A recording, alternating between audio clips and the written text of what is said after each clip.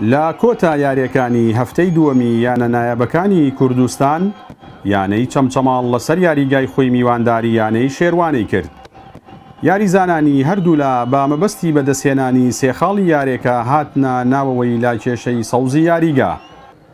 لا تایمی یەکەمی یارێکەدا یاریزانانی هەردوویانە ئاستێکی مامناوەندیان نیشاندا و سەرەڕای چەندین هێرشی پێچەوانەی هەردوو لە ئەو تایمە بە بێگۆڵ کۆتایی هات.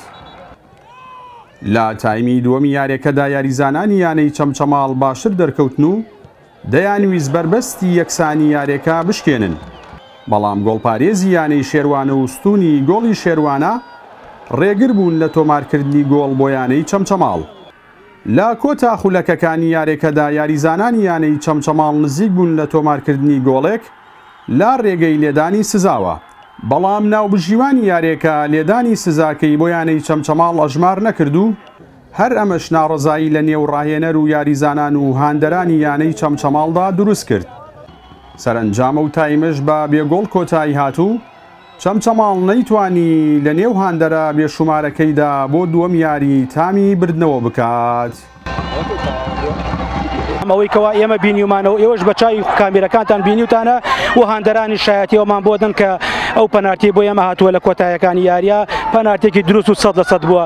ئیتر بە هەرەوە کارێک حەکەم نەیگرتووە، ئایا نەبینینە ئایا شتێکی ترەوە گەڕێتەوە بۆ خودی حەکەمەکە خۆی، بەڵام ئەوە ئێوە بینیوتانە و شایەتیەدەن بۆ پەنارتیەکە ئێمەش خۆمان بە پەنارتێکی دروست و 100% دێزانین بەڕاستی. بەڵێ بەڕاستی ئاسی یاری ئەمڕۆ هەردوو گیامەگە ئاسێکی مامناوەند و کەمترین فرسەی تیا بۆ هەردوو لە خولقا. بەڕاستی ئەمە لە یاری یەکەم ڕاستە دووبێژ براوە بین، بەڵام دوو یاریزانی سەرەکیمان تووشی پێکان هات و سوبحانڵڵا ئەمڕۆیش هەر لە ئەسنای یاریە تاک دیفاعی ڕاستمان تووشی پێکان هات، کاریگەری هەبوو لەسەر یاریەکە، بەڵام لە دەرەوەی یاریگای خۆت بتوانی خاڵێ بەدەستبێنیت خراپ نییە. ڕاستی ئێمە هاتووین بۆ سێ خاڵەکە، بەڵام چەمچەماڵیش یاریەکی باشیان کرد، هەردوو لە ئاسیان مامناوەند بوو. هیوادارم بتوانین ئیش لەسەر یاری داهاتوو بکەین کە لە ناو یاریگای خۆمانە. با یەکسان بوونی لەگەڵ یانەی چەمچەماڵ و بە کۆکردنەوەی چوار خاڵ و تۆمارکردنی دوو گۆڵ، یانەی شێروانە لە کۆی 16یانە ڕیزبەندی دووەمی یانە نایابەکانی کوردستانی گرتووە. بڕیاریشە شێروانە لە یاری ئایندەیدا میوانداری یانەی هەندرێن بکات. هەرچی یانەی چەمچەماڵیشە بە کۆکردنەوەی تەنها خاڵێک و تۆمارکردنی دوو گۆڵ ڕیزبەندی 13یەمی یانە نایابەکانی کوردستانی گرتووە. بڕیاریشە چەمچەماڵ لە یاری ئایندەیدا ببێتە میوانی یانەی برایەتی.